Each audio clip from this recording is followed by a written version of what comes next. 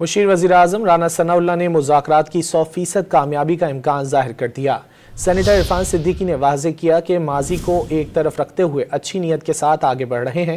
پی پی رہنما نوید قمر نے فریقین میں گہرے اختلافات کا اعتراف کیا۔